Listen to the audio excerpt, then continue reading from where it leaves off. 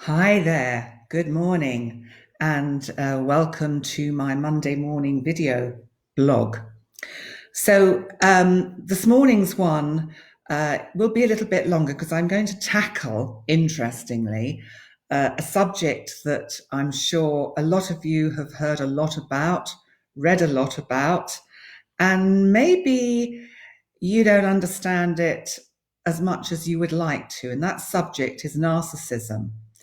And I'm sure there's a whole load of other therapists, psychotherapists, and counselors out there who will understand where I'm coming from in saying it takes a long time to fully really comprehend and understand what this word narcissism actually means.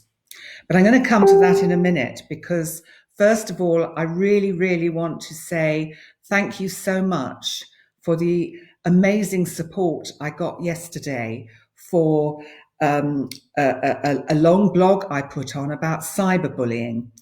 And the support and the encouragement was very, very heartwarming and helped me find the courage to continue with these.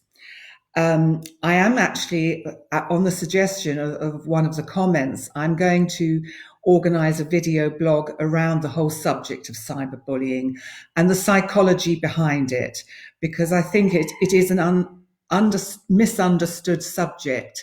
And sadly, it is used a lot and it is incredibly destructive, not only to the people it's directed towards, but also to the person that is doing it.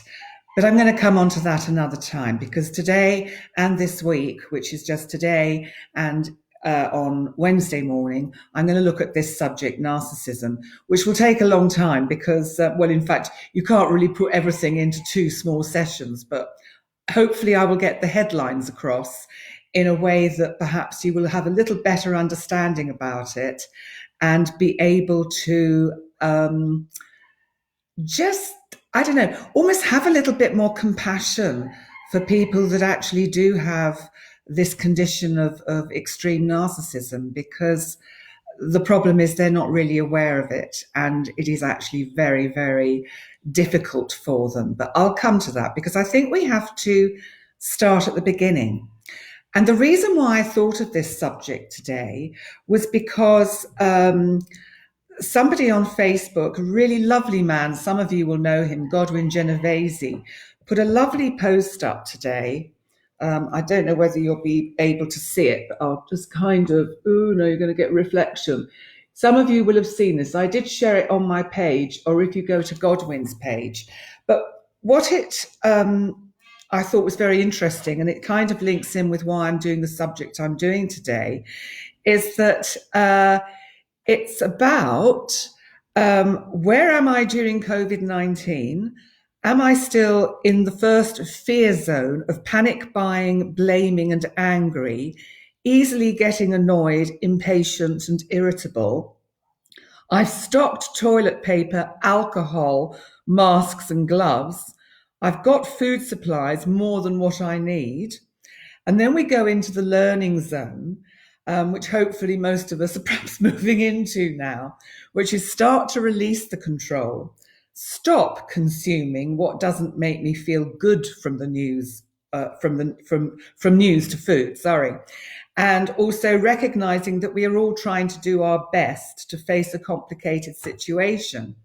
And then the outer circle of this lovely diagram is about the growing zone. So I suppose that's where I'm pitching today's video, in that zone, because it's about thinking about others and how to help them, finding purpose, gratefulness, gratitude, living in the present, and actually finding ways for us to understand and grow.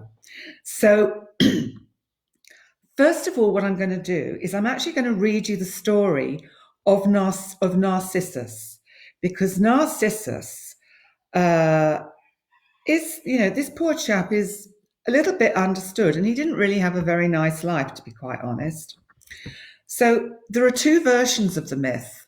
There's a Greek version and a Roman version. And a myth is kind of like a basic truth that makes up the fabric of the society within which we live, certainly our Western civilization.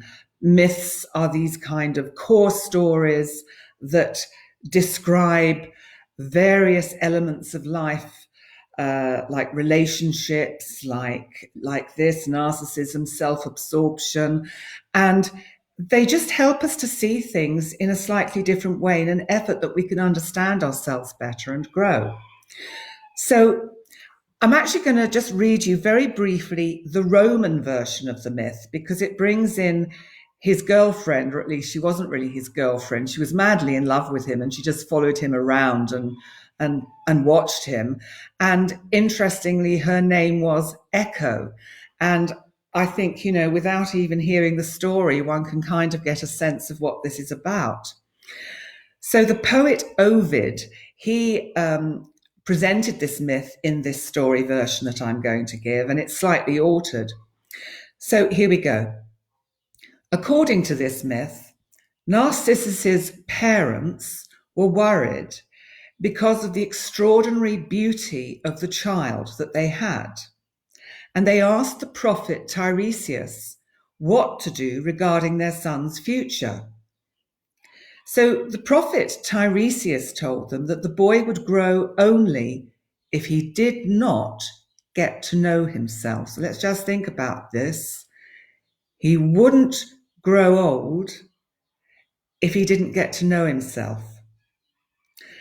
When Narcissus was 16, he was walking in the woods, and the nymph Echo saw him, and she fell madly in love with him. She started following him. And Narcissus did ask, "Who's there?" feeling that someone was after him. Echo responded, "Who's there?" And that went on for some time until Echo decided to show herself. She tried to embrace the boy, who stepped away from Echo, telling her to leave him alone. Echo was left heartbroken, and she spent the rest of her life in the fields and the woods and the glen until nothing but an echo sound remained of her.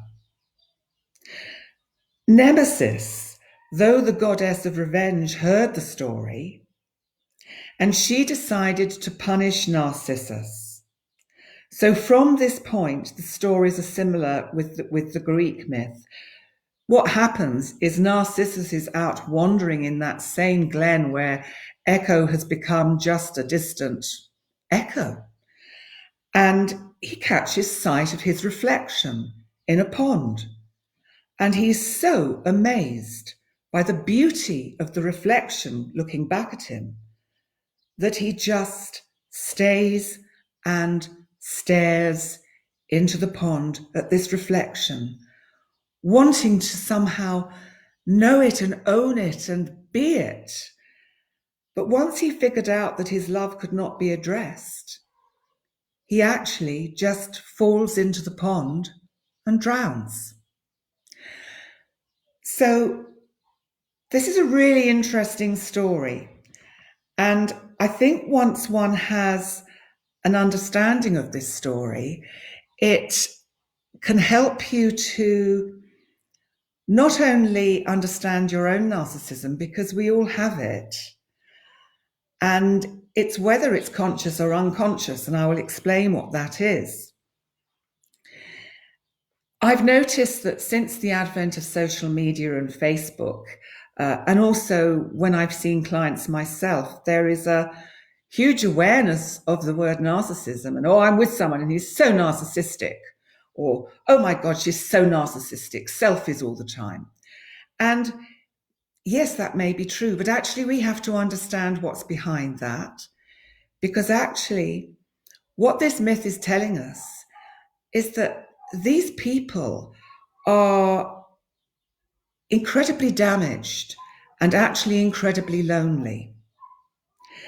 And this time that we find ourselves with at the moment, where we have time alone, is an opportunity to perhaps just become a little bit more self-aware, but in a healthy way, and perhaps just try and understand what's behind narcissism. And if you're living with somebody who you feel has this, let's call it a personality disorder, because in its extreme cases, it is really termed a kind of personality disorder.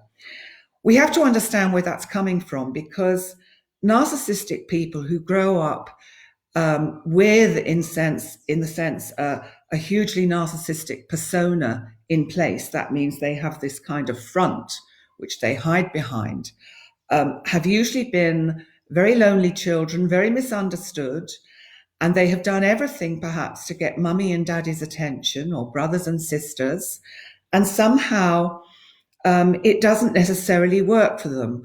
Or the parents have said, stop trying to get attention and prove that you're wonderful. You've got to be humble and, have all these kind of negative things put into us. Here's my pretty picture. And, mummy says, oh, yes, well, you can do that a lot better, I'm sure. Just go and try again. You see, none of these things, sometimes we think as adults that we're doing things to sort of help kind of challenge a child and help it to grow. But actually, children's egos are incredibly fragile, and they desperately just need some kind of acknowledgement and love, and that perhaps they're going in the right direction and doing things well. And what happens, my understanding, and I don't have to be right, and there may be plenty of you out there that disagree with me, or therapists that have a different take on this. And, everybody's viewpoint is valued, and it helps towards the collective understanding of this subject. I can only come at it from the experience I've had in the people I've worked with, and also in understanding my own narcissism, because you see, to be doing what I'm doing at the moment requires a certain amount of what I would term as healthy narcissism. Because if I didn't have that, I wouldn't actually be able to do any of this at all. And when I was on the receiving end of the cyberbullying, it had the effect of it could have deflated me to the point where I would never have put myself in the front line again. But thankfully, because I am able to the best of my ability, reflect on what this is about and go within, I began to see the bigger picture of what that was about and checked it out with a few trusted friends. And then I was able to take back my power, which in a sense was being taken from me, to begin to have a little bit more confidence again that perhaps what I'm doing is not only helpful to others, but it is also actually very helpful to me, because I learn through all of this that I'm doing now as well. But if we just come back to I'll just tell you a little bit about my own narcissism, because it's taken me many, many years to understand, many years of intense psychotherapy on the receiving end, because I went into therapy as a patient about 2 years before I started training, and that was twice weekly therapy, which is really heavy going. And I remember maybe a few sessions in, the lovely therapist I had at that time at the very beginning said to me, he'd obviously been trying to explain to me about narcissism, and it was just going over my head. And he actually, what he said to me is he sort of sat back with this little sort of smile on his face and said, one day I suspect you'll become an absolute expert on the subject of narcissism, which of course at that time fed beautifully into my narcissism. And I thought, oh gosh, yes, I could be. But of course, the truth was I actually didn't really understand what he was talking about. And as I said, it's taken me many, many years. It took me 5 years training, and it took me many more years of being in therapy twice weekly, until you have to kind of think to yourself, maybe now I could actually try and look after myself on my own. So with my own narcissism, I think I probably only learned to, and this is the interesting thing, because we think narcissists love themselves. Actually, they don't. they are self-absorbed. They are totally into the self, and they are totally into this kind of the self as an object is the only thing they can focus on. And there is a kind of a striving to make it fantastically wonderful so that you get approval, and mostly so that you get your own approval, that you can give yourself that approval. And it's like the more you try to do that, the more it eludes you, a bit like echo. What's just come into my mind is the fairy story of Snow White, where you have the wicked queen or the stepmother asking every day in the mirror, mirror, mirror, mirror on the wall, who is the fairest of us all? And the mirror says, sorry, love, I'm afraid it's still Snow White. And this is a really interesting example of narcissism, because as narcissists, one doesn't want to know the truth because that's far too painful and far too terrifying, that actually there may also be really, really challenging and difficult parts of the self, because actually the bottom line of narcissism is you don't really like yourself very much at all. In fact, your self-esteem when you're extremely narcissistic is so low, is so battered, and this will often lead into depression. It will get puffed up and used as attacks on others, or it will isolate you. But it takes an awfully long time of patient understanding of the self, of understanding who your parents were, where they came from, why they brought you up the way they did, so that even though you may have been brought up in a household where you felt, yes, I had a really happy childhood, one has to then look, say, was it? Was it really? And what actually does happy mean? But these are all questions that I cannot possibly answer in one short talk that is already, I see, 17 minutes long. So I'm going to bring this one to a little bit of a conclusion now. And I want to say that, having said what I've said, you might want to listen back to this and just see if any of it resonates with you, if any of it makes sense with your own self, with people you know that you feel suffer from this condition.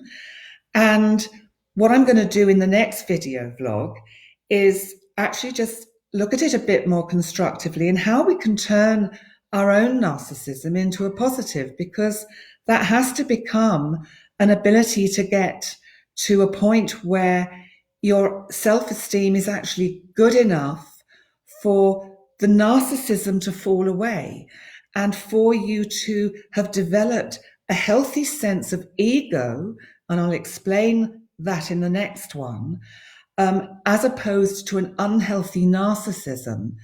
And one can even call it that you can move into a sense or a state of healthy narcissism. So I've given you an awful lot of food for thought on a Monday morning, and I'm going to leave it there for today. Please send me your questions, anything you want me to look at more closely, either as a private message to do privately, but if you would like me to look at it within the structure of the next video blog on Wednesday, I can do that too. And what I'm going to do now is I'm going to watch some of these other videos, because there are some absolutely fabulous ones out there. I particularly like Yellow Rock Yoga's, Yellow Rock Yoga. I think that's a great one, and I'm going to really get into that. And there was another one I saw yesterday, and forgive me, I can't remember your name, but you were doing yoga breathing, and it was all about the lion making funny faces, but to get out all that sort of excess anxiety and stress. And I'm going to go back to that one and do that a few times. So thank you so much for your support. That truly comes from my heart. It really does. And keep well, stay safe. I will be back on Wednesday, And I also want to give a big thank you to Andrea Britton, who set up Gozo in the House, who's been giving me hugely wonderful guidance on how to do these videos in a better format and how to advertise them. So thank you, Andrea. Hugely appreciated. Bless you all and see you soon. Thank you.